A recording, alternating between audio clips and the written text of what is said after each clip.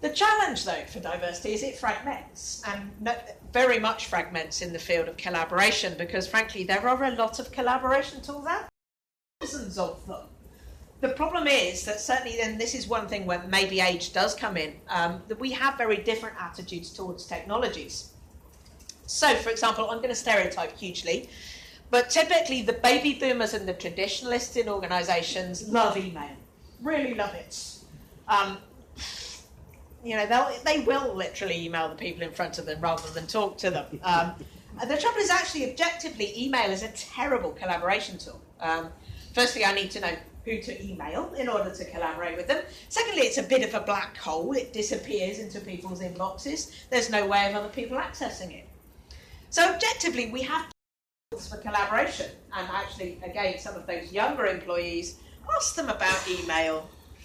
It is, apparently, with the eye roll, ask a 14-year-old, the eye roll will be there. Email? What? So last year. So obviously, if you look at younger employees, typically chat is very central to the way that they live their lives. And of course, to a certain extent, social media as well. All of the things that the traditionalists and the baby boomers are rather suspicious about and maybe think are a waste of time and space.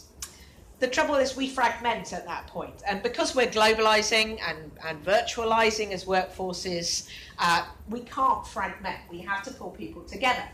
Partially that's, well, mostly that's a leadership problem, to be personally honest. So that's one thing. Our leaders need to create common grounds for collaboration where people can come together and share. So that's one thing. The second thing is one of the other trends, which is the problem is that we have much better technology typically now at home than we do at work. And the temptation, I mean, this starts with things like bring your own device. It only starts with bring your own device because there's bring your own app, bring your own software, bring your own office, bring your own work style, all sorts of things. Now, of course, from an IT perspective, this is a nightmare. That's why we tend to say, no, you can't do that. It's not secure. We can't control it. Then, of course, we do it anyway, and we just don't tell IT. We've lost control.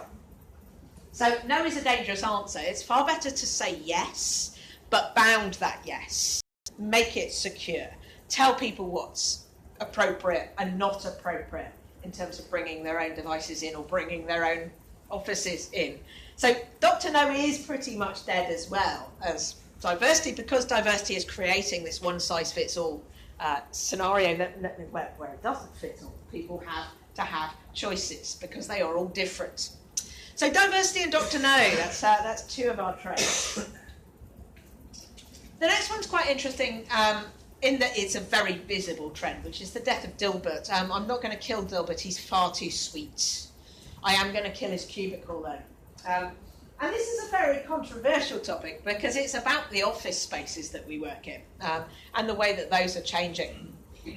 Now, obviously, since the 60s, things like open plan have come in. And open plan, the idea was offices are collaboration tools. There is no disputes that they are collaboration tools. The trouble is the assumption in putting people in one single space, forcing them together, will make them magically collaborate is completely wrong.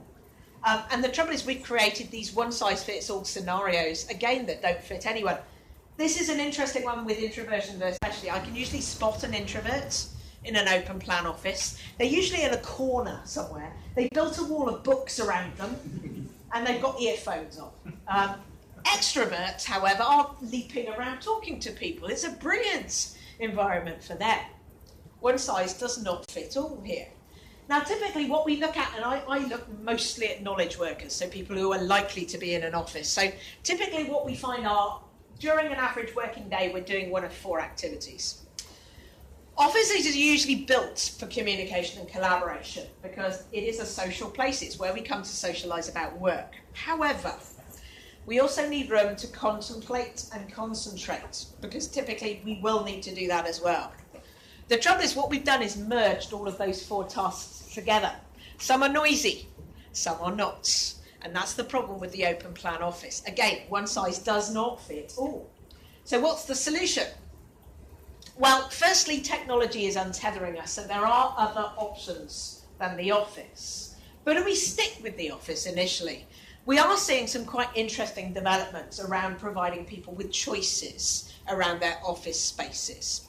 So the first thing is we're getting activity-based working coming into the workforce. So this is really the scenario where you walk through an office door and rather than going, where's my desk? You go, what am I doing today? And you move to an environment that best suits what you are doing at the time. Now, frankly, this is not an alien concept. If you went to college and university, you probably didn't have a desk and there wasn't a riot. You probably did have a locker. And then you had a lecture room for communication, you had a seminar room for collaboration, you had the library if you wanted to be quiet, you had the refectory or dining area if you wanted to kind of do stuff but maybe have people around you. So we are starting to see office spaces evolve along those lines. I was literally that did have a library. It had no books in it, but it was a quiet space where people could go to concentrate or to contemplate. So that's the first thing, the office space is very much evolving. Now, home working is an option as well. I have to say BT has a very long history of home working. We first tried it back in 1992. We were a little bit too early then. I did the psychological monitoring on the year's experiment that we ran with people working from home because we weren't sure that they might go mad. We weren't sure. So I had to monitor them. They were fine, by the way. The trouble was in 1992, we literally had to dig their front gardens up in order to get a big enough pipe in to get voice and data into their house. We didn't do it in 1992, but by 2000, 20% of our workforce were permanently based from home. We acknowledge we probably went a bit too far, but I always say one of the interesting things if you compare our workforce with a Google workforce, for example, the average age of a Google employee is 27. That's why they have those funky workplaces. And everyone does tend to go into the office because the one thing you do need for home working to work is a home. 27-year-olds still sometimes live with their parents, so they want to get out, they want to be in an office. Average age in BT, 44. Probably more likely to have a home, so it does work for us. Our problem at the moment is we've just recruited a whole load of new graduates who go into an office, and there is no one there. So we have this issue around how do we pull people back into offices when it's appropriate. There is the third space. I used to call it the coffice. It's more popularly known as the co-working hub. I believe about 2% of office space in London is co-working now. This is simply because we are so preferred work style, to be honest. I only need 4 things to work. Good coffee, good cake, non-negotiable by the way. Connectivity. One of the things we're trying to do with MIT, though, is to try and understand the fundamentals of how collaboration actually works. And we've teamed up with Sandy Pentland, who's one of the founding fathers of the Media Lab at MIT, to do something called social physics. Now, social physics is slightly scary. Social physics is literally about fitting people with, they call it sociometrics badges. It's effectively RFID and a little monitor to figure out if people are speaking to each other. It doesn't pick up the actual words, it just figures out are people speaking. So what we can start to do, this is big data. We can start to figure out who's talking to who, what are they doing in physical spaces. So we can see the heat map there, that's the MIT campus. You can see the hotspots where people are coming together to collaborate. The cold spots are simply where people are passing. So when we're designing physical environments, the collaboration spaces. And in MIT, they've done things like put things on the, they love writing on the walls at MIT. So they put things on the walls, they put little pods in so that people can collaborate in those spaces. But we don't just collaborate in physical space anymore, we're doing it in digital space. So he's obviously it into email, social media, chat. This is scary on a number of levels. We can start to see who's collaborating with who. We can also see who possibly who the leaders of tomorrow might become, because leadership is starting to change. It's not about seeing people anymore, it's about connecting people and getting them to collaborate. So, MIT calls these guys charismatic connectors. London Business School call them, rather unfortunately, boundary spanners. But basically we can start to see who's good at doing this. But I'm sure you're now thinking, well, so what? People are talking to each other. What does that mean? We want productivity. So he's also done around productivity as well. So he's cheated. He's taken professions that are easy to measure, notably things like contact centres. You can figure out they're partners that have to come together and be coordinated in order to construct something. And we don't meet everybody. And the trouble is, it kind of short circuits our inner caveman who grew up in tribes and saw people and built trust relationships because we see people. And we know the face-to-face is the easiest way to build trust, but it's a luxury now. So how do we kill distance? Well, any telecoms company will be trying to kill distance. We've got lots of tools, everything from really rich ones like video. We've got to innovate. This is a key tool. Who's good at sound? Oh, Dolby. Let's put Dolby technology into audio conferencing to create a much better experience. So let's kill the heavy breather, not literally. Tempting. But use noise cancelling technology. Let's split people in space so Bill and Bob come from left and right. They don't sound the same anymore. And obviously I'm British. I always things in irony and sarcasm. So lovely high definition irony and sarcasm. So that's the audio space. It's a good common ground. Then we've got loads of digital stuff. Social media, very interesting. 70% of enterprise social media fails. Why? Because no one knows what it's for. So it's good for creating weak ties, peripheral awareness, but actually weak ties don't get people collaborating. Strong ties do. We can't use social media to build stronger ties. We get tweet-ups and twunch, where people find they've got a lot in common and get to meet each other. So we can do it, but it's new, it's interesting. How do we promote that? And then, of course, we've got augmented reality and virtual reality, or vomity reality, as I like to call it, because I'm really not good in virtual reality yet. It'll get better. But how can we use them as collaboration tools? Watch this space. Whoops. The last one, I'm going to skip Dolly, bless her. That's all about the 9 to 5 dying, just in case you're interested. And that's some stuff we're doing with Cambridge around drawing boundaries and disconnecting.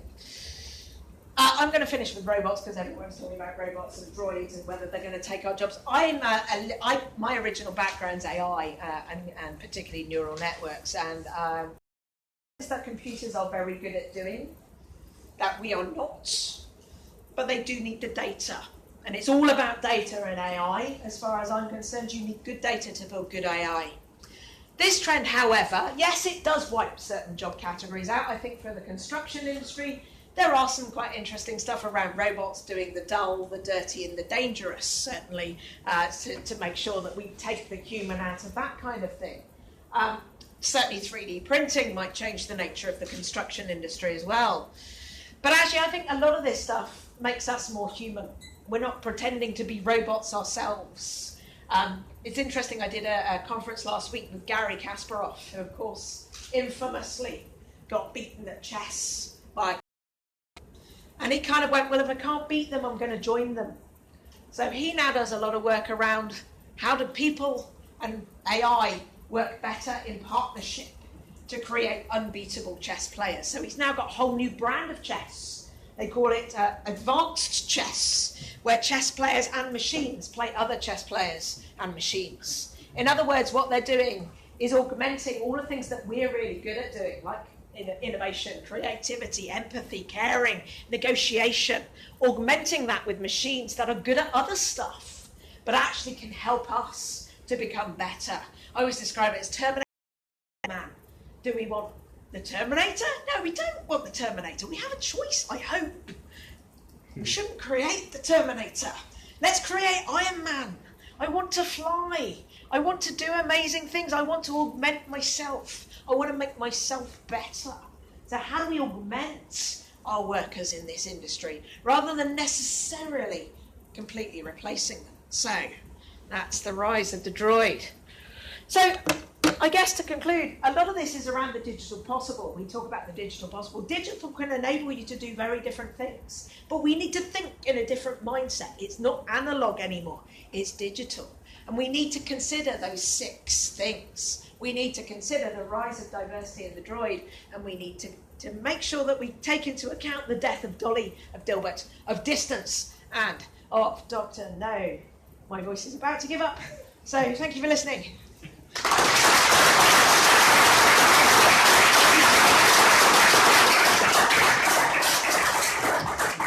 Thanks, Nicola.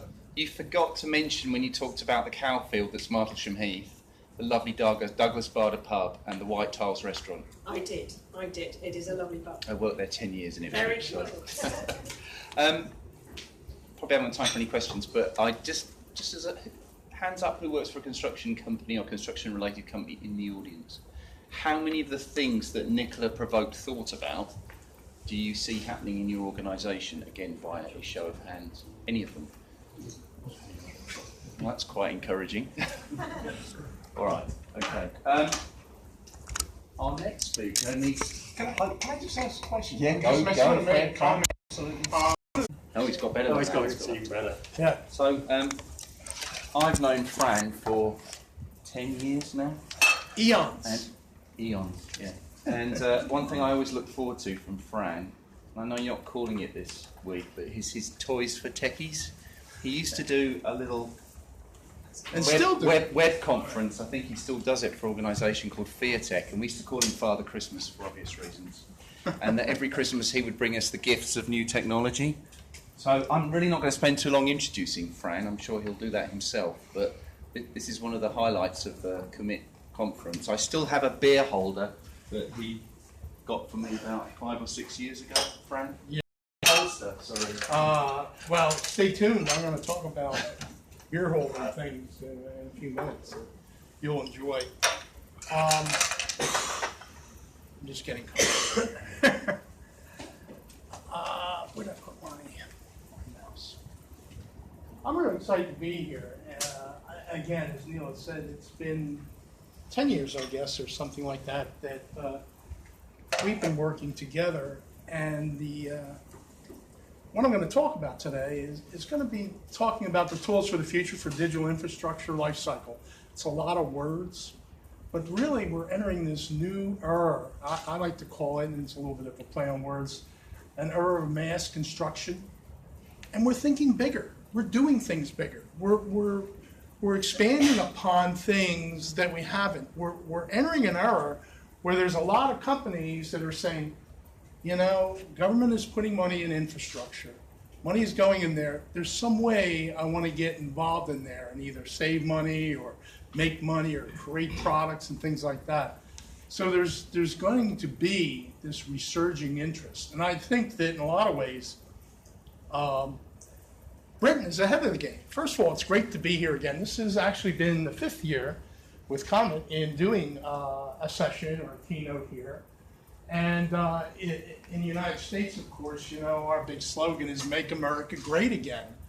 And we're in an era, I think, or we're entering an era that's going to be a lot like the Great Gatsby. The having fun, doing things, making things happen.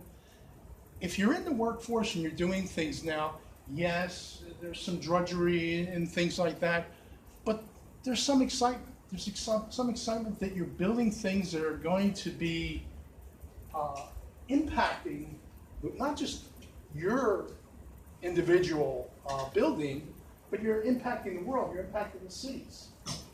So it was great. And coming in here, actually, what triggered this in my mind, I saw a sign that said, you know, Great Britain. You really rarely hear that phrase, Great Britain, anymore. Usually it's UK or Britain. The great has been dropped. So let's make America Great Britain again. It's a new hack that might be interesting to sort of see around the space here. So at its roots has mobile. The M is mobile. The emphasis on mobile. Mobile is central to IoT. Mobile is actually central to everything digital. We've moved, many of the people, the question, how many are working at their desk and things like that, and especially in construction, you are mobile. It's important. Mobile is everything digital, but mobile is being redefined now. Let me talk about some of the things and how it's being redefined. First of all, let me talk about what mobile is not.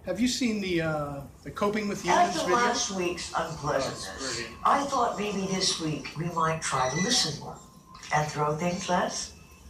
Maybe not at all. I've apologized several times. You started over. After last week's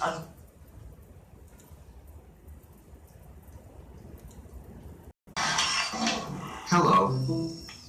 My name is Watson. I invite Watson here today to confront the source of our anxiety. So, Watson, why don't you tell us a little bit about you?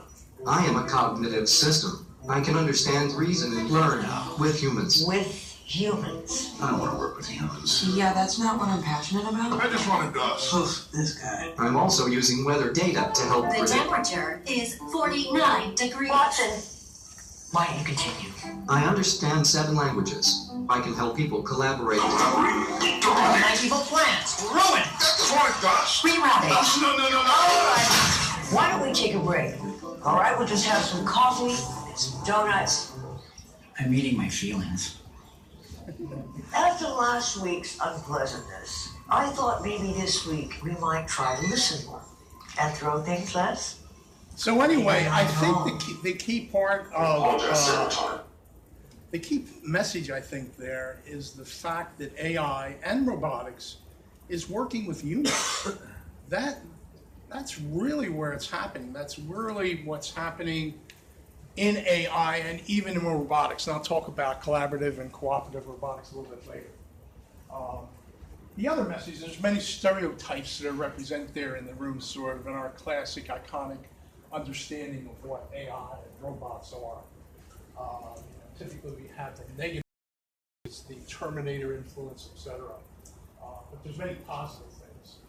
One of the cool things that was built on Watson that is directly applicable to the construction industry is code. Finding code documents that are particular for a city, a state, a country, a region. California is probably a specifically great example. But there's a company that has built an application called Go Fetch Code that's built on top of Watson that helps you to go and find regulatory code, bookmark certain things, put in different questions related to the code, navigate, reference these things. That's the type of thing. Think of AI and robotics in general as being something that becomes a tool in the toolbox, not as something that replaces you. It may replace people that are in the back end that are doing research. Hey, go look up this code, find out what it's at. You don't have the time to search on it.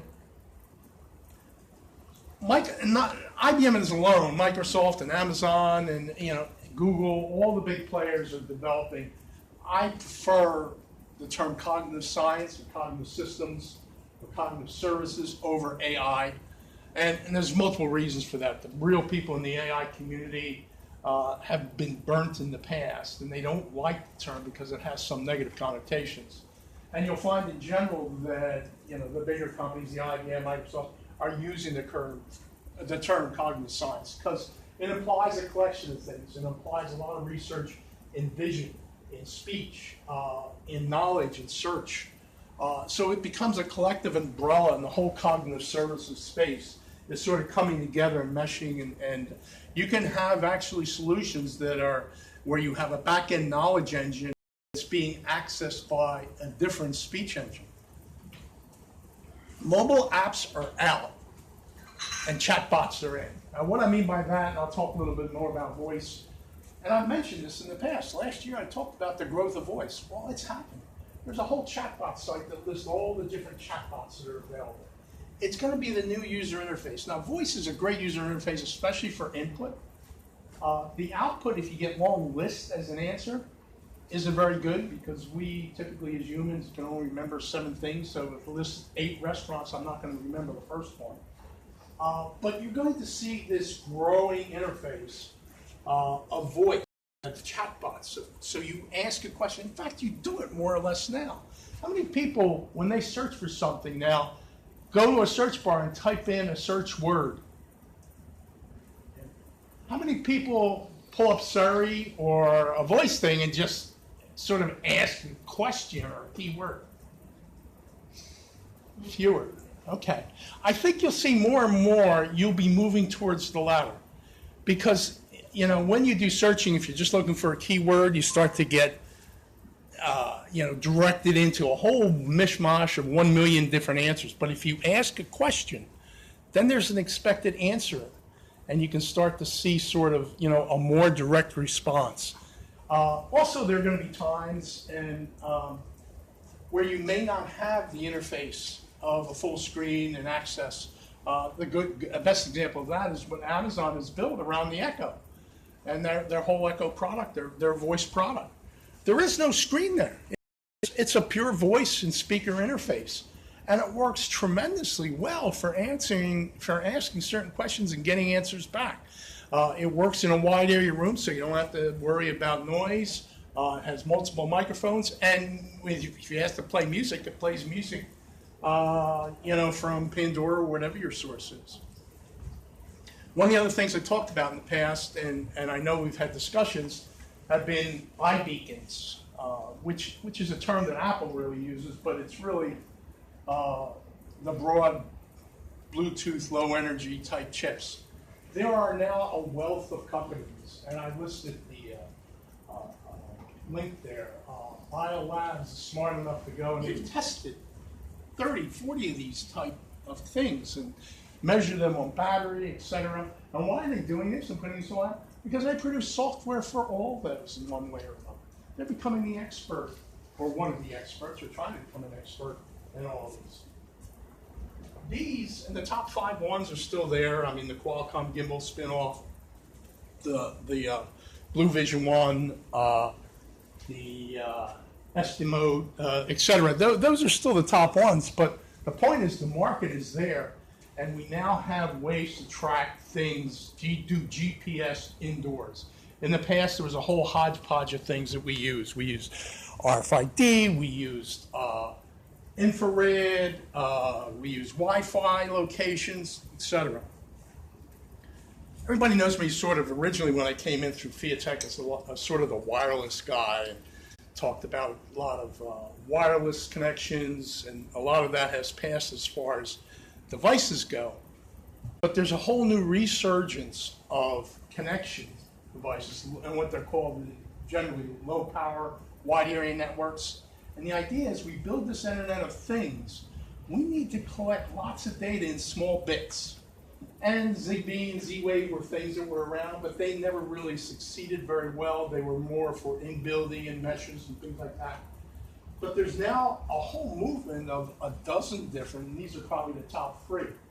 And there's a reason for that, because the M2M market, the telephony market that allows you to go and send data, GPRS is being deprecated. It's being eliminated more or less from the wireless space.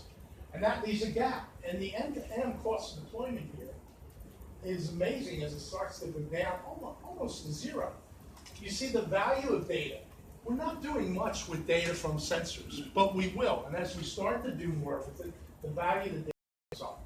And certainly the one thing that everybody agrees, whether it's 50 billion or 20 billion or whatever number of billion things, we're going to have lots of things on this Internet of Things.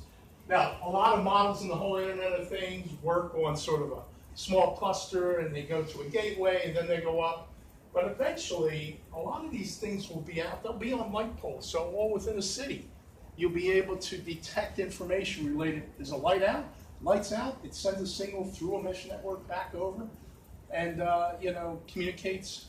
And then, as you build these things, as the modem costs go into these small things, the cost of a modem today in one of these devices, $10 to $40, goes down to $1.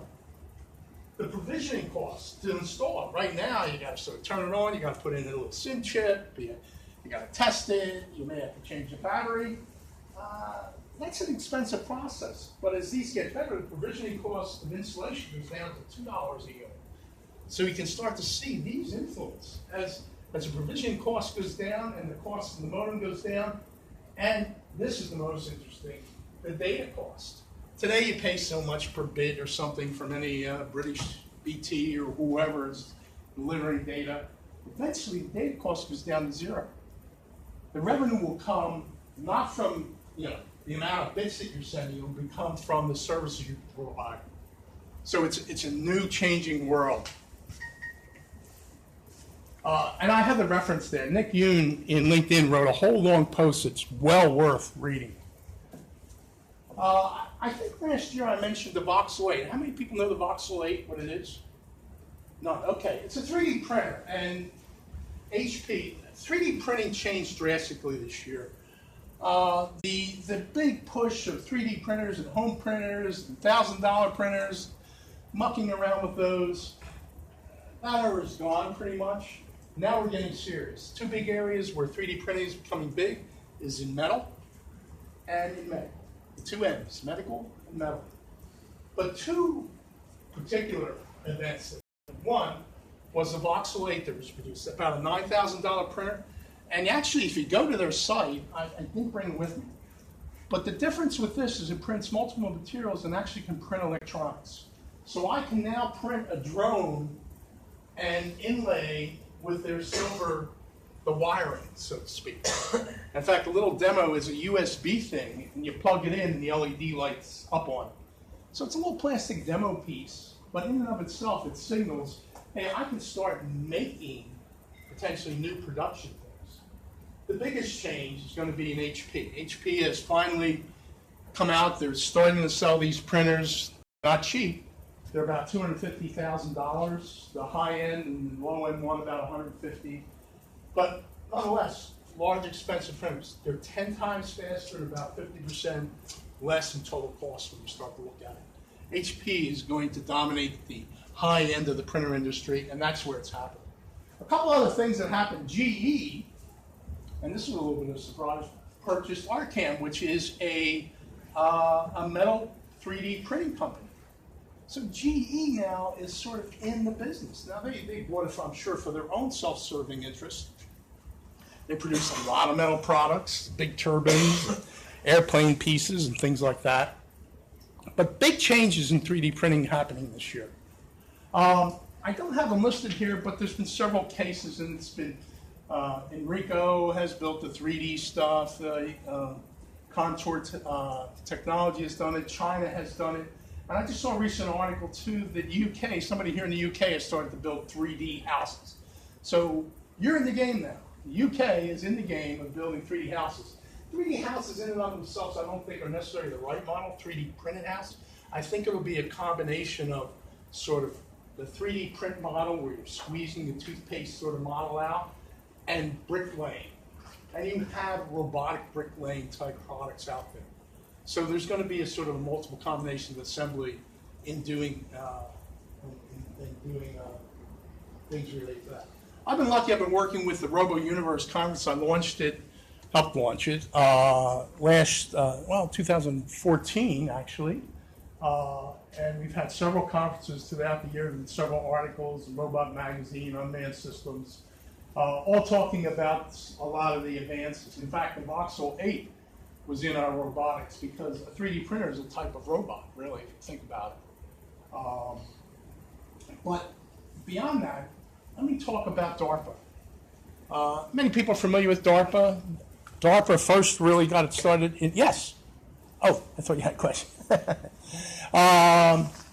DARPA, the first DARPA competition was sort of taking a vehicle and driving it through the desert.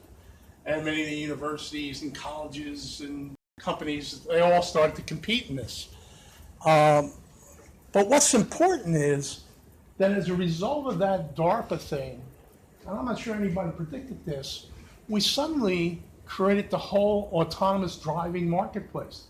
That's a booming market now. The implications are beyond what we can think, especially when you combine it with models like Uber and things like that. So, the robotics challenge that was over a really 2-year period, started in 11, I think it went through 15 actually, in the middle of 15, was a challenge to take this robot that had to drive a car, then walk across rough terrain, remove the debris from a door, open the door, climb an industrial ladder, go down, use a tool to cut through a wall, carry it and connect the fire hose, and then close a valve. Now, every one of these robots that competed, was scored on each of those events. Now, some companies and some people focused on being very successful in getting high scores by doing a few things well. There was one that actually, and if you look at the robotics realities and the things that they're doing, they're lifting things, they're doing things. These are all things that we do in construction. And I do think that as a result of what has happened through DARPA, it will have bigger implications potentially in having workers. I mean, the real emphasis here wasn't for warfare stuff to go and rescue some. The emphasis was on fire safety and rescue. Why have a human go into a building if you can have successfully a robot go and clear through debris, walk over stuff, get in, and if by chance it doesn't come out or it falls through the floor or something happens, you're not losing a human life. But obviously the things that it's doing are things that are done on a construction site. If these can be perfected in some way, even just one piece of any of these tasks, could be a big change. The winner was actually U-Boat from Taste, from Korea. They were part of FIATEC, you know them. And actually this robot was at Drexel. I worked with some of the guys that were doing work on this originally. I'm going to show you one other quick video. Again, quick is relative term.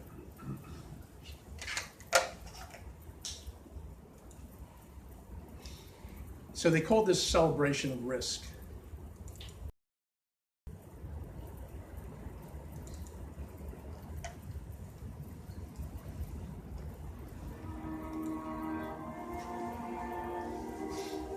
So there's a dead soldier, so to speak, that they're picking up the pieces.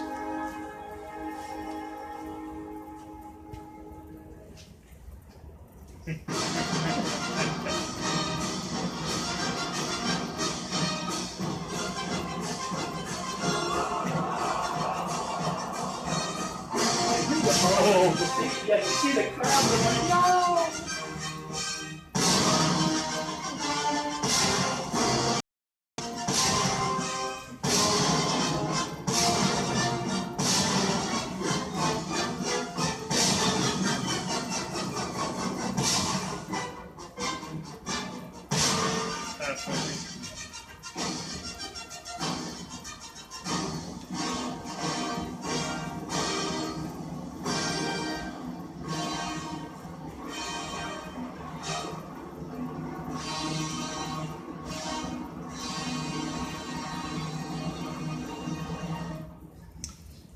It's funny. Does everybody know who Rodney Brooks is? Rodney Brooks is a famous roboticist, one of the original founders of iRobot.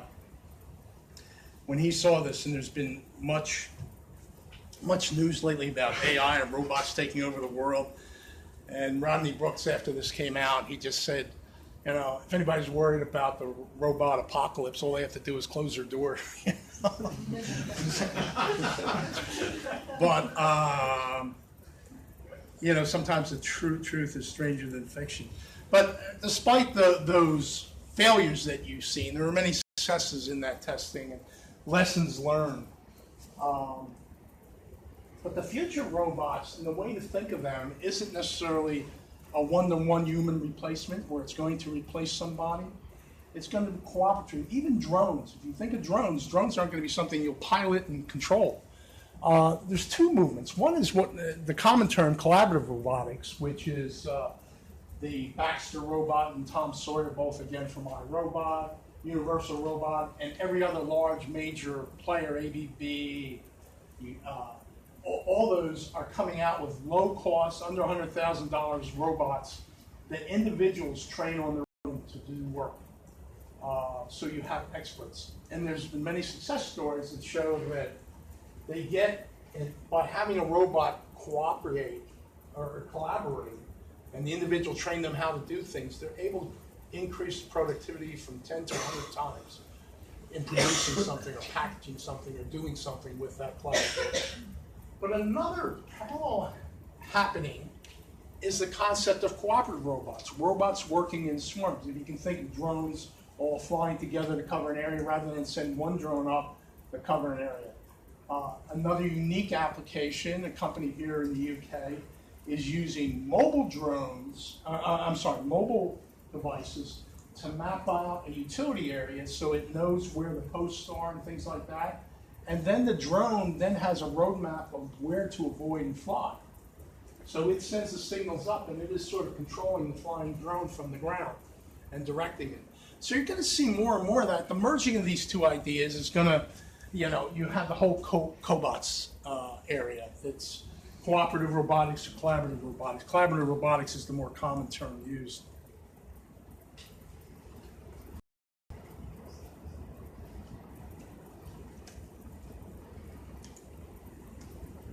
And this is just some of the components there in the robot, collaborative robots. They typically have natural language processing and voice.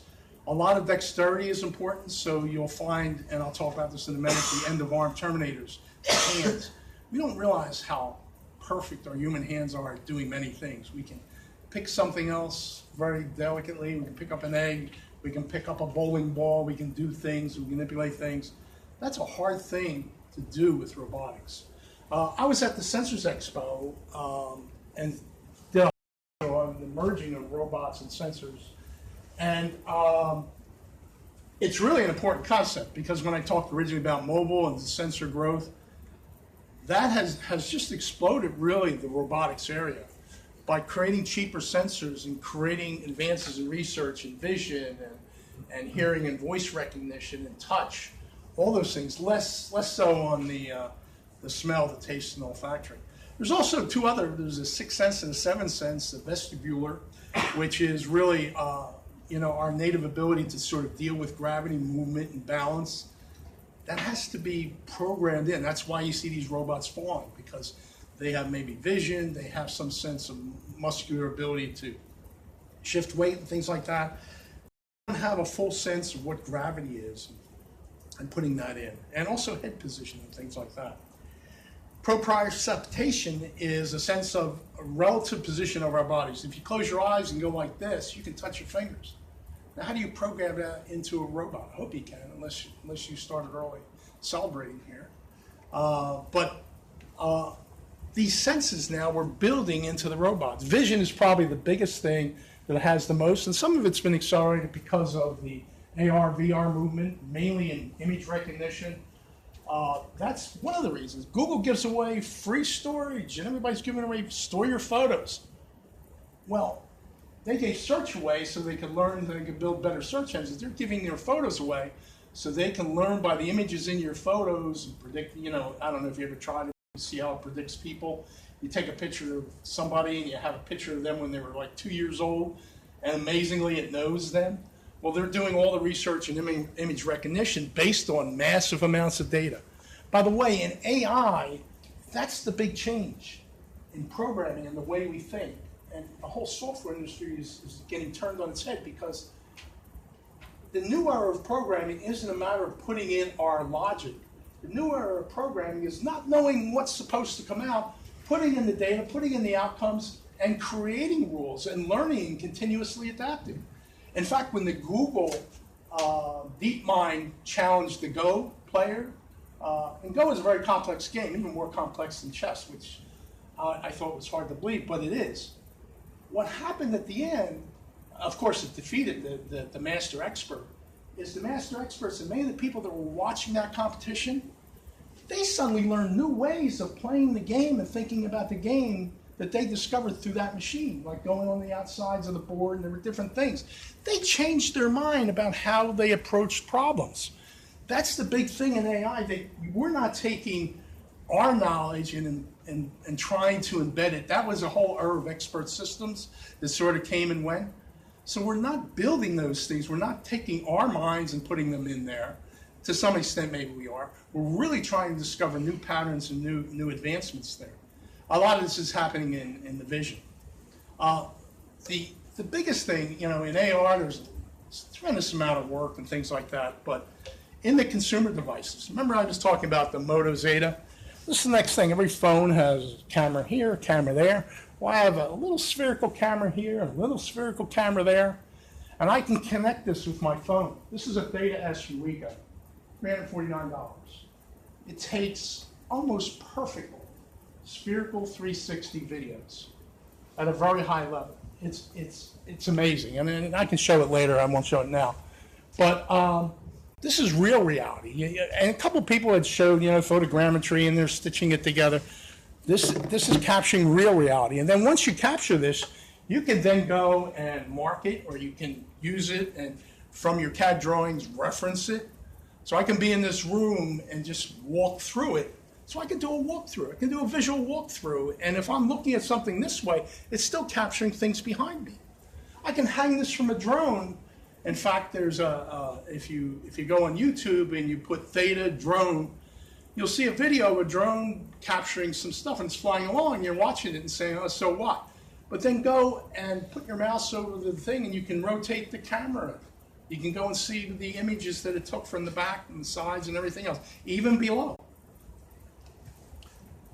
This is amazing. This was on Kickstarter, and I've ordered it. I was hoping to have it before, but it's probably not. Like all things in Kickstarter and Indigo. Actually, Indigo was on. The Nikon 360. First of all, at a price point, it's below the $200 price point. Higher resolution. Allows real-time streaming. I can be on a site with this camera, and as I'm walking through, somebody else can be watching and seeing the 360 spherical panorama.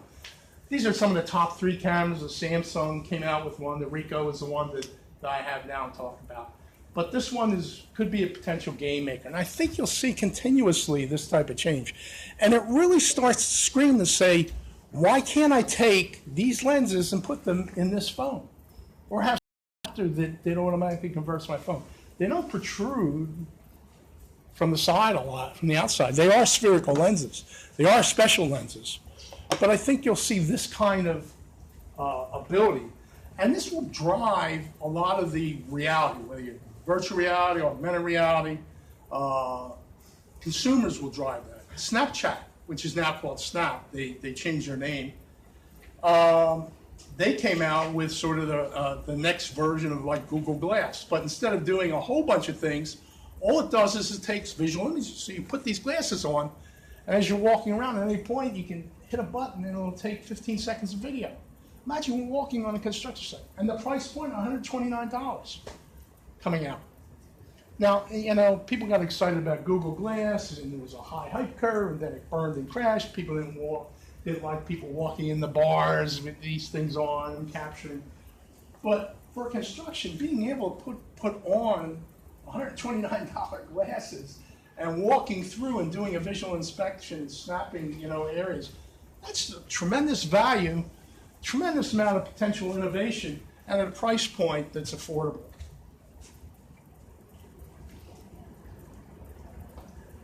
When I talk about vision too, vision goes beyond just cameras and photogrammetry.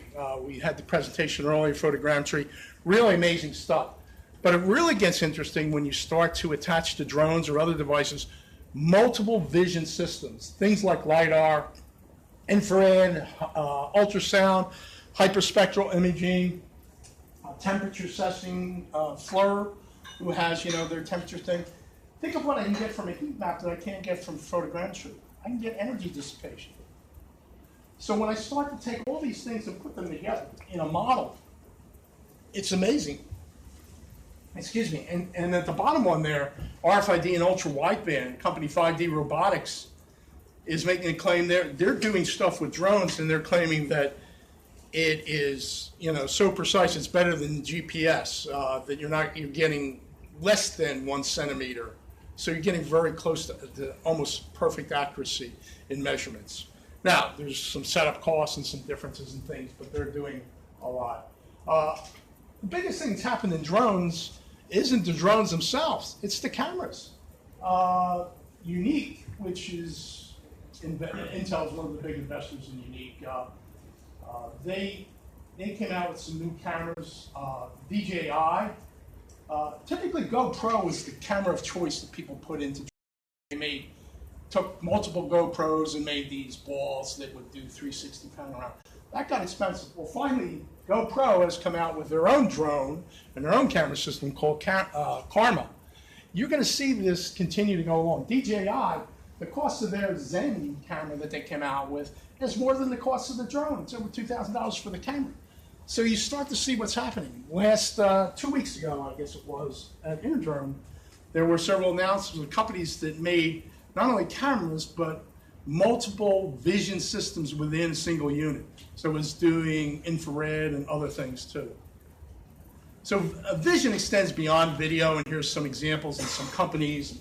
They're doing survey and mapping and inspection and surveillance, and some of these things you can't do with just photogrammetry, especially when you're doing heat maps and agriculture, things like that. In fact, if you look, they do thermal imaging and with crop water stress index, looking over an area. And the same thing can be applied to buildings for energy.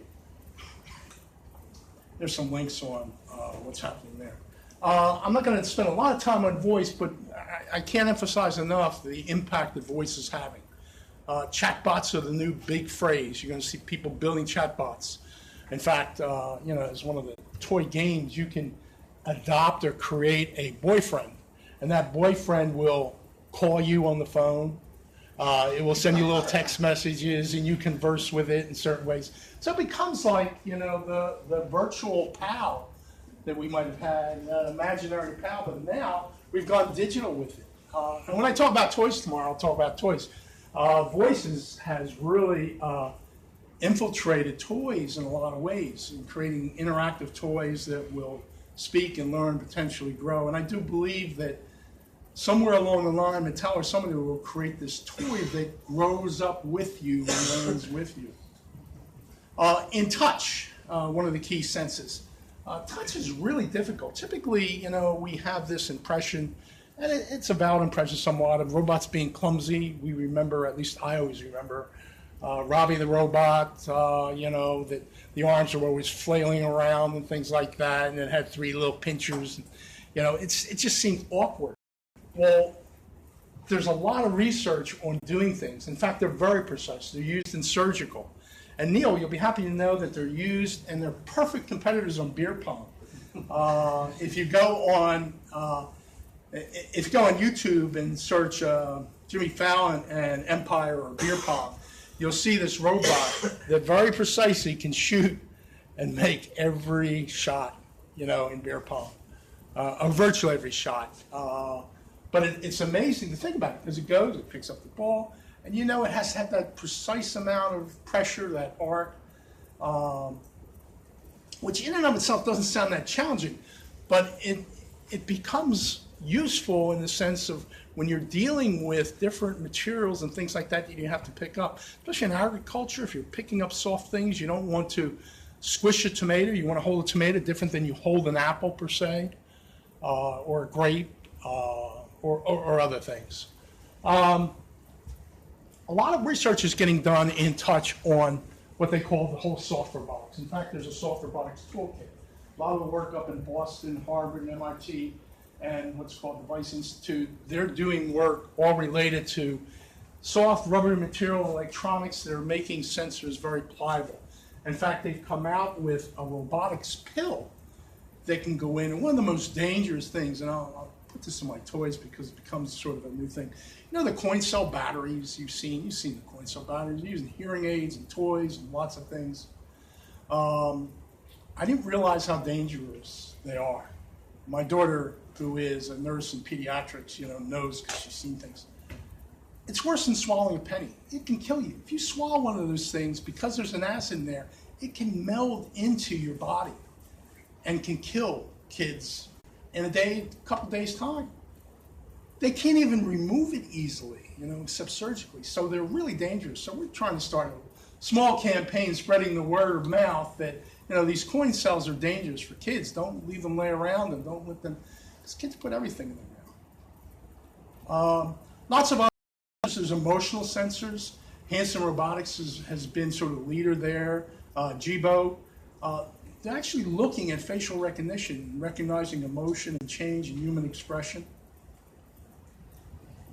Some of the challenges are really creating robots. Right now, the emphasis is on robots doing several unique things in certain ways, whether it's cleaning floors, washing windows, whatever. but creating the ubiquitous Rosie the robot that can dust, clean, and do everything all at once is a little bit further out. So creating multifunctional robots is certainly a challenge. Multimodal input. What I mean by that is when I say something, I say, I want you to leave now, and I point to the door there. If you just hear that and you don't see the gesture, you may go out the wrong door, or you may do something entirely different. But the combination of gestures and information with different types of input, voice and touch and things like that, are a challenge and are just being worked on. Some of these sensors degrade over time, so that can be a challenge. Standardization of measurements. Some of the features are getting smaller and smaller. There's now a drone you can buy for under 100, I think it's like $59 I've seen it for. It's a drone about palm size, has a camera in it. It's wireless, you can throw it up in the air. Literally, we joked, in fact, there was an article when I did a presentation, a webcast last year, and the article was saying, hey, we may carry one of these in our toolbox. You remember when I forgot the first drone, I had a big box and all. These things literally may be in your toolbox, may be of that size, and may be able to perform things and functions and do quick photogrammetry, quick check of infrastructure and things like that with just a throw of the hand and into the air, capture some things, come back down and process it. The other big thing is the movement of ROS. ROS is the robotics open source movement. Open source is becoming very big. Brain integration with robots. There's a lot of research getting done with brain integration. I'll talk a little bit tomorrow about some of these brainwave things. China's a major factor. You know, you hear the name China and you hear, here's the growth of robotics, but several events and things that happened this year that should make you sit up and think and realize that they're not just a sleeping giant, that they are a giant that's wide awake. Foxconn, who is known and infamous for manufacturing and using low-cost labor, is now creating factories of lights-out robotics. So they're not using cheap labor anymore. They're building factories. They're getting on the leading edge there. China bought ARM, or a company in China bought ARM. ARM is one of the leading processing companies. They're like passing Intel in the number of CPU-type devices, and they're typically used and have been used in smaller devices and a lot of Arduino and things like that, and a lot of the growth in that market, but they also can grow up. They've been making heavy investments in 3D printing. They bought KUKA. KUKA was one of the largest robotics companies here in the United States, out of Georgia. They acquired KUKA, and I think that went through. They're also building cities, massive cities. Overnight, literally, or within a week's time, they're putting in using prefabs and layered type structures, building massive buildings in days. And unfortunately, some of these cities they're building are empty, so you have a ghost town that they've built. But nonetheless, I think you're seeing changes there. That China is very much awake and very much will become a challenger in the future in providing and leveraging technology and knowledge and know-how along with the human labor. When we look at building digital infrastructure in the city, the smart cities movement that started with really smart grid. I know Jesse Burst, who runs the Smart Cities Council, but we're going to see a whole bunch of changes. Drones will be defined, and change, and they'll go in swarms. The sensors will improve. The software is where it's at. Big emphasis of people saying, oh, I want to learn how to fly a drone. Well, guess what? You're not going to be flying a drone. You're going to program it to go a certain way, set a dozen of them off, and it's going to go do the job. Nobody's going to be sitting there and looking around. Somebody may visually be monitoring, but you're not going to be one-on-one driving a drone. You'll see a lot of digital signage and billboards and buildings. Buildings now, you see some of this in New York, and New York is famous for it, but all over the world, people finding new ways to generate advertising and revenue from a building by covering it, today, covering it with, fixed overlays, but you'll see video type things coming up on buildings, and it's actually happened and used in different ways. Digital buildings will in and of themselves become almost cobots. As we start to make buildings smart, a city will want to know what all the buildings are doing. A utility company will want to know what all the buildings are doing. So we'll move from a smart grid to a smart city, because not only do I want to know what that building's doing, I want to know what all the other things within the city are doing, whether it's some transportation piece or something else. The digital airspace will be redefined. It will be controlled by drones first. And then eventually we'll have the Jetsons era, where we'll have flying cars. A little bit further off, but as we move towards the autonomous driving thing, the autonomous driving transportation, the biggest impact that's going to have isn't on you and your car, and they're not going to take away your driving. We're slowly taking it away where we have self-parking cars. We have cars that will stop in an emergency, and we're putting all these sensors in. We're slowly increasing those capabilities in cars and adding them to augment our capability. But believe me, they are safer than the average human, even the above average human as far as driving goes. But it's just sort of a whole change of policies, insurance, and who owns it. You may not buy a car in the future. You may have to rent a car. So that's why you see companies like GM and Ford partnering with Uber and other companies like that, because you may lease or buy part of a car in some ways. The other thing, well, transportation first, and secondly is logistics. You've heard a lot about Amazon trying to deliver things with drones, cars, and things like that. But the UPSs, the FedExes, all those companies, they want, and bus companies, anybody who has a fleet of transportation-driven vehicles will be the first to adopt the autonomous driver, because that cuts a big cost down and takes away a big piece of liability. There is no variable, I had a drink last night or whatever. And last, and second or third actually on the list, is consumers. You'll be the last one to really sort of sit in the car, and eventually you really need to leverage it and go beyond the car. And it's not like you're just going to sit there and look out the window. We have to redesign the insides of the car so we can make it either, maybe it has a bed in there so I can sleep or do whatever I want, a card table. Maybe I'll have meetings in cars. Maybe it'll start to redefine how work is done in certain ways. We talked about different workspaces. A new workspace may be a vehicle, an autonomous driving vehicle. The four of us commute into work. And we can sit around the table there and not have to worry about driving. It's almost like driving on the train and you're sitting around the table and you're doing some kind of I have another session tomorrow. I'm finished here, but I'm going to continue. I'm going to talk about and connect into the real toys for techie stuff. I'm going to talk about Legos and how they relate to BIM. I'll talk a little bit and start out with BIM.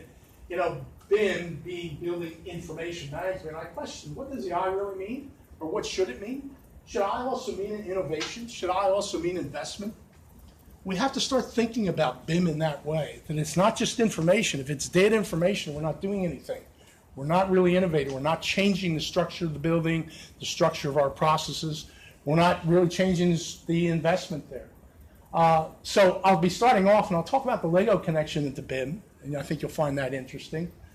And at this point, I'm going to stop and take some questions. I think we're almost, I'm a little over, I think. Okay, thank you very much.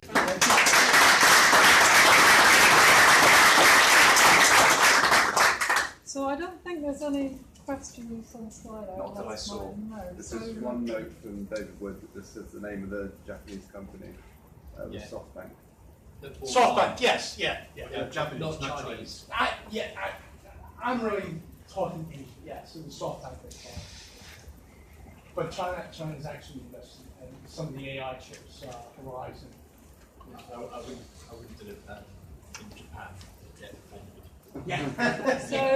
So I think today it's been very much sort of reflecting a fair amount outside of the construction industry. I think tomorrow we'll be moving back into looking at what's happening within the construction industry itself.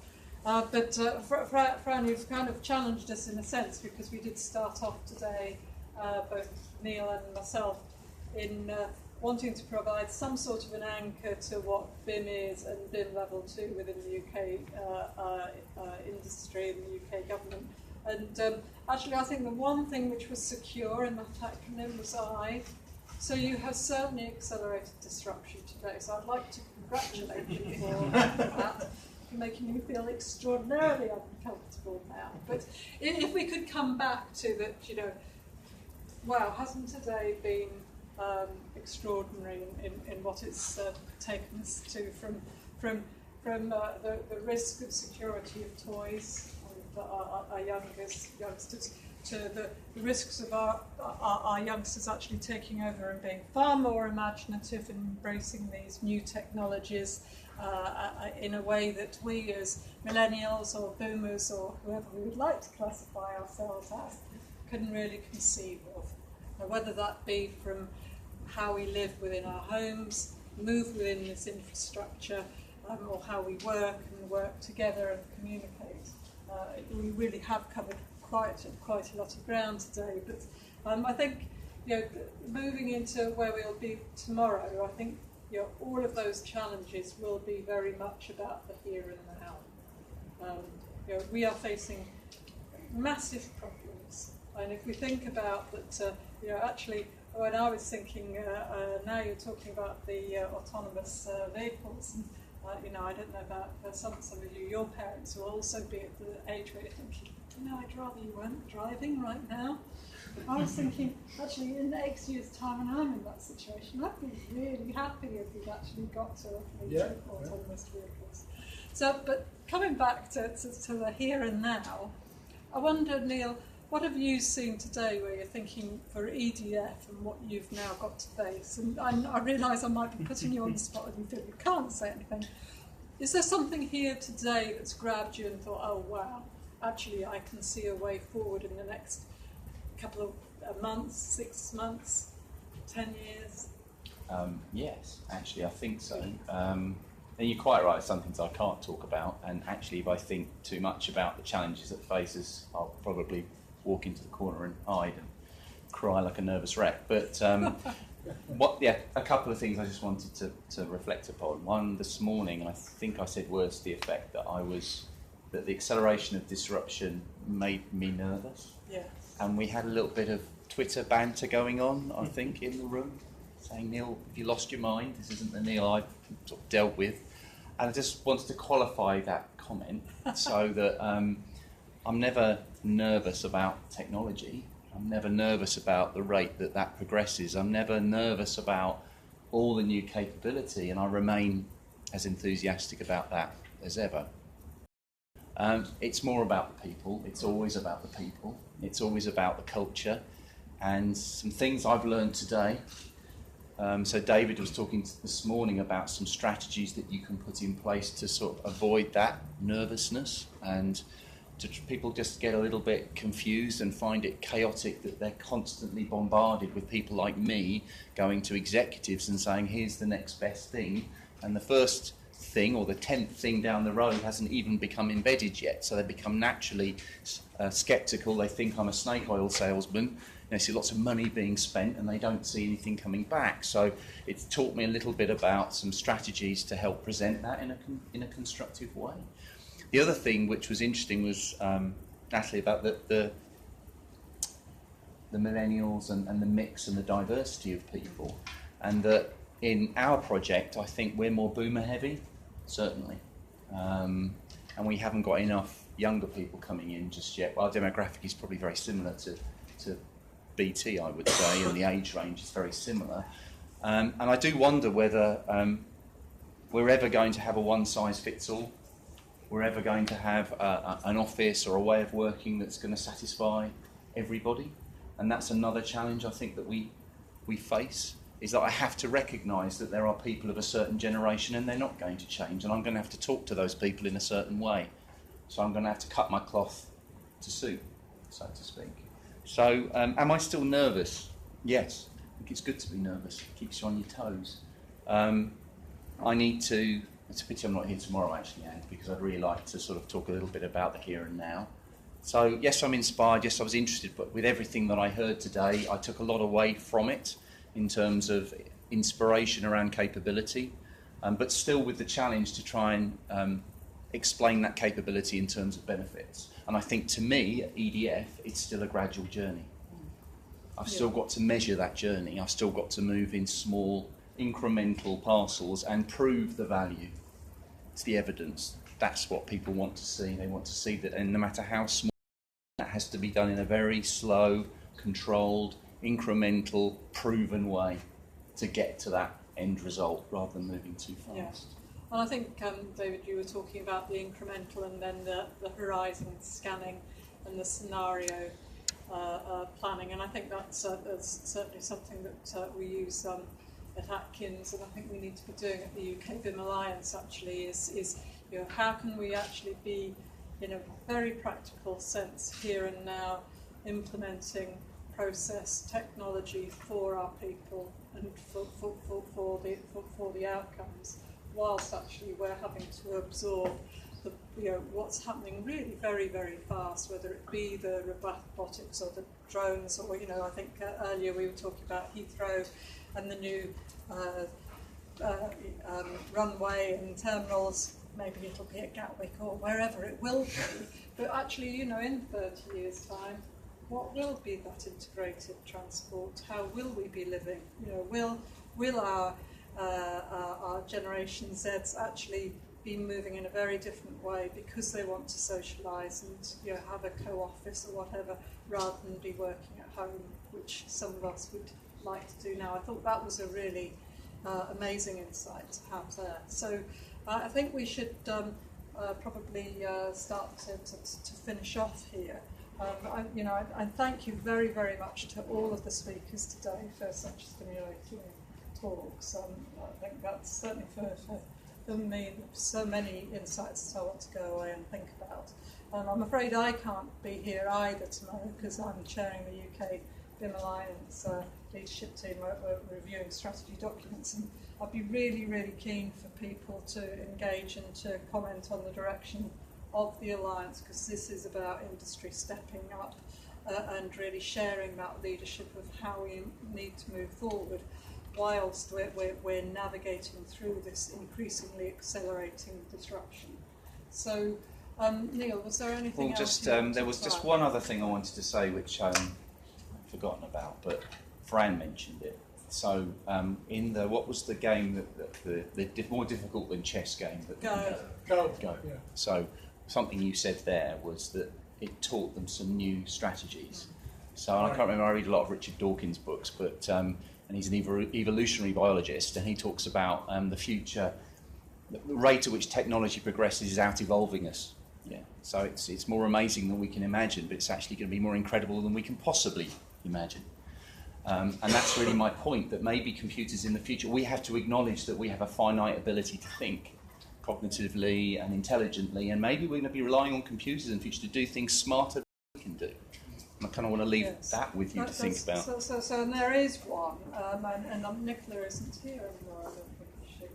And some of you will know is that we continually evolve in the ecosystems we live in.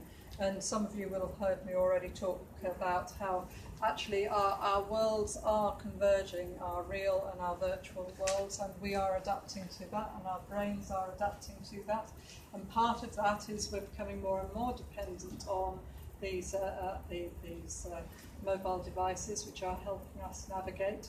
So we are actually not stimulating the same parts of our brain done 20 years ago, when actually we were very spatially aware and we would know how to navigate through all sorts of different scenarios. And actually, when you look at being able to see those brain activations, there's two parts of our brain, and I can't remember them both, the hippocampus and the rhinocarpal something or other, which actually get stimulated if we are navigating through. And then noticing that actually they're not being stimulated as much, and there's some real concern there, because not wanting to be alarmist, and Fran probably knows about this, is actually one of the first signs of dementia is a decreased activity in those parts of the brain. So when, Fran, you're talking, and David, you also did, about how we can actually enhance our performance with robotics and so forth, actually could it be some of this with gaming technologies? We're deliberately stimulating parts of our brain to enhance our thinking, our combined decision making, and the way that we actually are different people, different personalities, introverts, extroverts, who want and should be able to flourish in a very dynamic and flexible way. So I hope tomorrow you have a fantastic You'll have two day. different chairs tomorrow, Two so different- Jenny and Duncan, yes, put your hands up. And Duncan, who will navigate you through the day and be really, really interested to hear how the day goes. So thank you ever so much. Thank you ever so much to the organisers, to Sue and Paul there, who've been operating, and for all of the organising you've been And for doing. CH2ML for hosting us, and tomorrow. So safe travels, everybody. I believe, Ian, there are some social activities this Just evening. just a couple of seconds before we thank you very much, Anne and Neil, for your fitness today. Brilliant, thank you very much. Thank you, guys.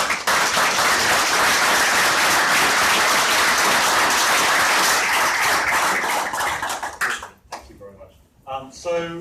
Until 7:30, there are drinks, there are nibbles, and there's obviously opportunity to go on to those questions, those really important questions that are getting you information to win the prizes. And you saw that Gear 360 on Fran's presentation, so it's a pretty good prize, I think. So get out there and get talking to people behind there, the Smart Hub guys with Link Connect, IFS, just get out to them. Oh, sorry, Jerry, do you want to have a quick? Can I just say something for the people that are coming tomorrow? There's a date on your badge, but that's good for tomorrow. So if you bring your badges, it means you can come through quickly. If you forget them, you will get in, but it means we've got to give you a new badge, so you'll be waiting around. So if you think of it, remember you. Marvellous. Right, see you in the bar. Thank you very much, chaps. Brilliant. That's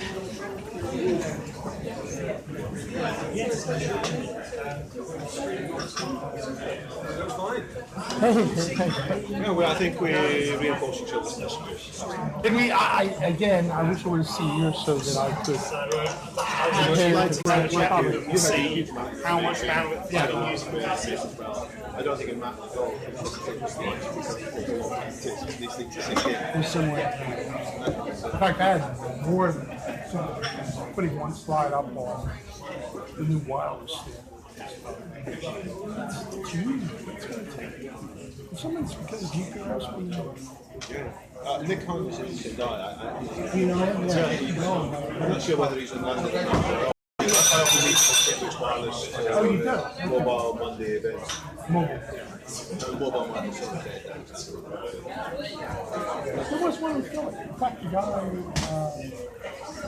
he was one of the ones that started. Thank you for linking in the other day. Thank you, yes. Really enjoyed your presentation. It was incredibly entertaining. Some more stuff tomorrow, too. And also I'm not here tomorrow, but the Lego stuff. I've been treating it I was doing some work with Lego education. Has done some interesting things. He's social used Lego. Bob Bryan. But not only that, but Lego itself. The products they're coming out, they come out with now is exactly the same stuff we're talking about. I was engaged with Lego education. Oh, you were? Yes, I noticed. So I made the Junior First Lego League existing stage. Yeah. Doing some fantastic stuff. They introduced the 6 to 9 year old category. The weekend. Yeah, so I went along and sort of ran some sessions for those guys. Oh, it's amazing. And when I saw it, And that was how he was doing the 360 camera straight from a big work for Lego group. Did you? I haven't done it. Well, by all means, I'll be in touch. They're doing some great stuff. They've got I think the thing that I'm most impressed with, as I was watching the culturally, the organisation is better than I've ever seen. And actually, in Lego education, there's some commercial aspects to it. Very good. Knowledge. Many thanks to you. Approaches to learning. It continues to be. It's unbelievable. Nobody, I don't think anybody can mention it. in that construction space, you know, and you have connects and. So I heard the Minecraft thing. And obviously, Lego examples. They're so fun. And they were criticized a lot in the past for Lego. $300 or more. Yeah. And now they have smaller Reeboks. Yeah, So you know, I'm a real fan. I talk about it tomorrow. I talked about Ozbot. Have you seen Ozbot? No. I didn't bring one this time because I bought it before. It works on paper and follows different colored lines, and you can code it like red, green, red, or maybe turn around or something. So kids can get out paper and start to draw them out.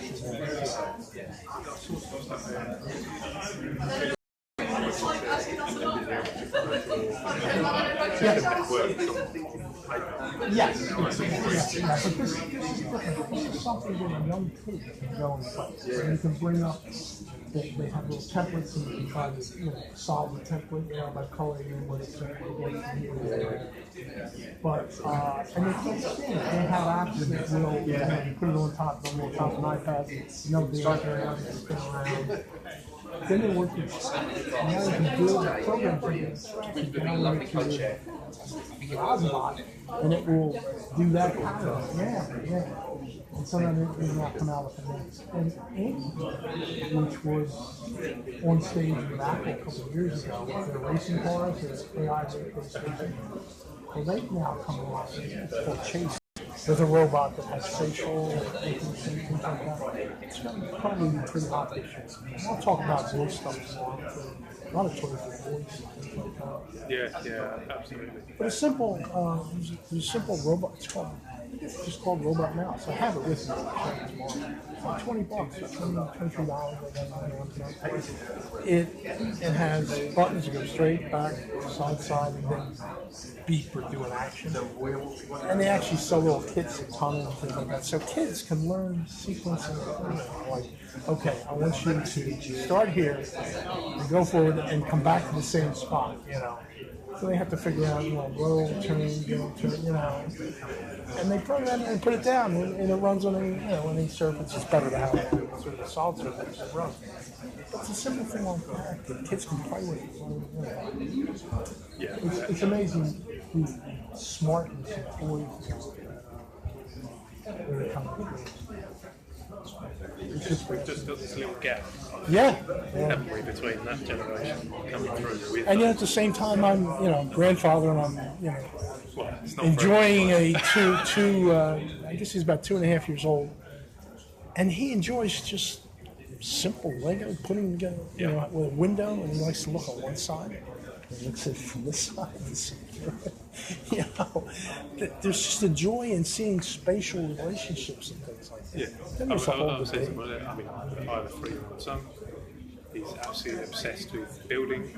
Not to do with me, but loves vehicles. There's a whole thing. Like a big kid. I may throw it in and talk tomorrow, but there's a whole debate of STEM and women and things like that. And probably the most influential thing, and this is not to get into some big hubba of men versus women or whatever, but they did a raw unborn or just born monkeys and gave them a car and a dog. And the males predominantly played with the car without any preconceived training or influence. And the females played with the doll. So I think there's something inherent. And that's not necessarily bad, but in the business world we need to adapt those cultures. But if I say that, I'm going to get shot. I'm going to be... You have a wife.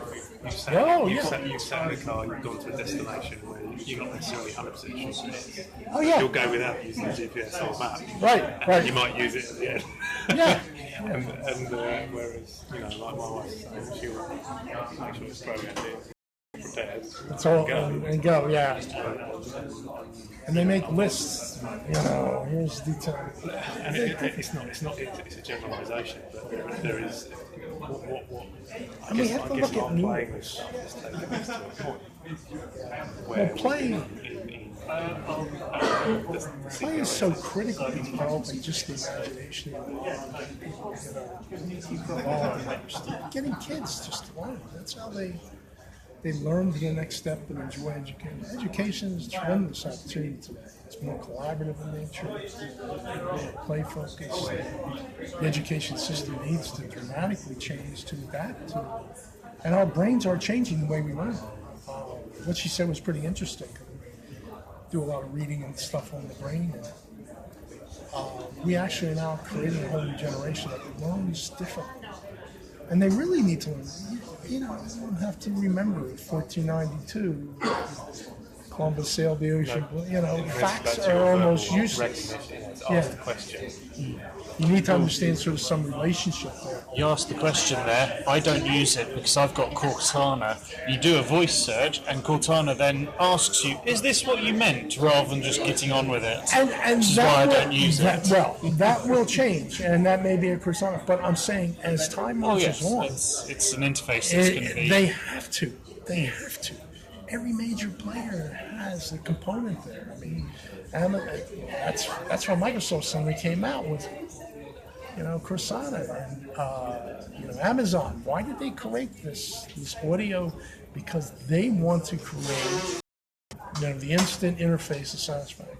It's easier for me now to order something from Amazon from a simple push button to saying it or doing than it is to get in my car and even drive a couple blocks away to pick something up. Because I'm in an area too where I can get same day delivery. I got delivery. I ordered something at 10 o'clock in the morning, and I'm in there. I got it by like before 8 p.m. They promised it, and I got it like by 5. It was like that's crazy.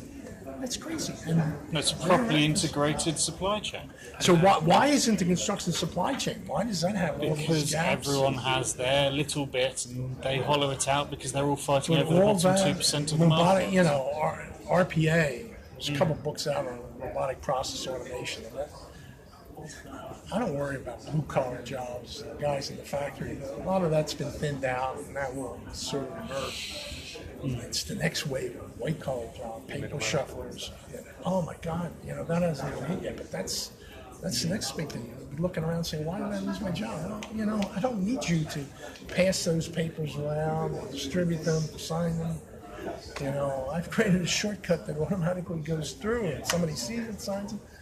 And it's a matter of creating that process. And there are companies now that have products and things, and the big players are in it, KPMG and Xerox.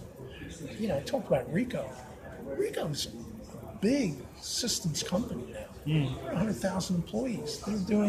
They're competing with, you know, they acquired like Icon Solutions and all that. They're doing all kinds of technology stuff. They want to become the repair hub for all robotics companies, which is really interesting when you think about it. Because, you know, service, and that's the next generation. You know, how many companies say, "Oh yeah, we repair." You know, it became a whole business. You know, mobile computers or desktop computers. You know, you just swap boards out and things like that. Well, eventually, the robotics companies will look to minimize their costs. They don't want to have an officer repair people in every city, every place. They want the robots everywhere. And they will get to that point because you'll have, you know, what today may be a couple test things, or maybe they're outfitting a factory or something here and there. But eventually you're going to have as many of them as you have desktops and stuff now. You'll have a whole floor of them. They'll break. And probably a little bit. Sorry, Max, we've not met. I know Ben very well. Howden. Good day. Yeah, Fran Rainbow. Yes. Just to let you know, we have streamed you live to YouTube. Okay. So your presentation, I'll get a link sorted out for it. Okay. The funny thing is, we've not been able to stream off the internal Wi-Fi in the building. It's not been fast enough. Oh. So we've been streaming over 4G off their kit at the back of the room. Oh, wow. So it's an example for them. Yeah, it's been well. We're still streaming actually. It's still streaming. Yeah. So, now I was moving around. Is that it? No, it's been looking fun. It's been looking really good, but it's interesting. I'm on the same Indigo for that new camera. Oh, are you? Yeah. Isn't that amazing? It's great. We started off with the Kodak SP360 4K. I didn't talk about that, but there's a whole story. That's okay. I'm sorry, but it was a step in the wrong direction. Yeah. You had two separate cameras, and then you had to do a post-processing Put them step together, to stitch them together. Yeah. At least the Ricoh, it does it all in the one bit of software, but it's still a post-processing step. This has got an internal processor, and it's doing all of the stitching inside the streaming, camera. yeah. It's not quite going up to YouTube by itself yet. It's going to the tablet, and Well, that's what tablet's the then pumping it Nico out. will do. The